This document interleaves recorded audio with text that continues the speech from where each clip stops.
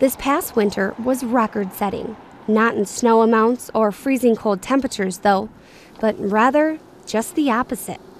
The ice was out early, and unseasonably warm temperatures throughout the spring and summer has raised water temperatures in many lakes and ponds around the city.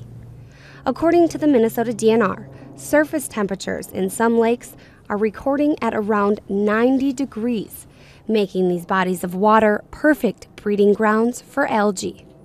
What blue-green algae does is it turns the water like a green, pea soup. Sometimes it can almost look like somebody has dumped a can of green paint in the water. It's most often green, but it can be some other colors as well. And often, as it starts to decay, die off a little bit, you'll start to kind of have that swampy smell to it. In Bloomington, you may notice a film over areas of water, like Normandale Lake. This is blue-green algae. This type of algae is found throughout Minnesota in shallow, nutrient-rich lakes and ponds. And with all algae, its presence varies drastically. If a lake doesn't have algae one day, it very well could have algae the next day.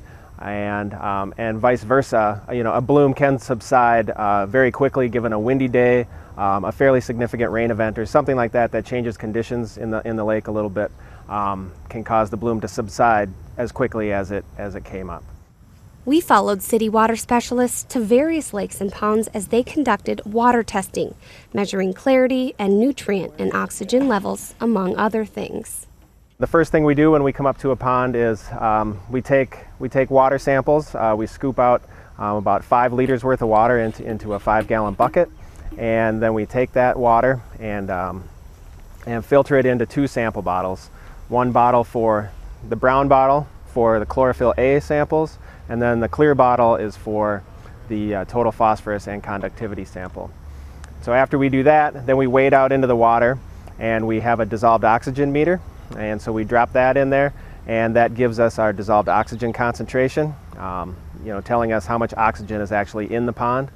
And then the other thing we do is use that round disc called a Secchi disc, and we measure how deep that goes until we can't see it anymore. And that tells us the clarity of the water.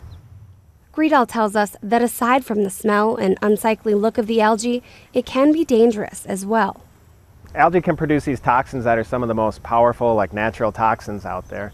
One of the problems that we have is there's no visual way of being able to know which algae are producing these toxins and which aren't. And so, I guess our advice is to, if it smells bad and looks bad, it's probably a good idea just to stay out. Residents can help protect the lakes by keeping lawn clippings and leaves out of the streets and stabilizing exposed soil.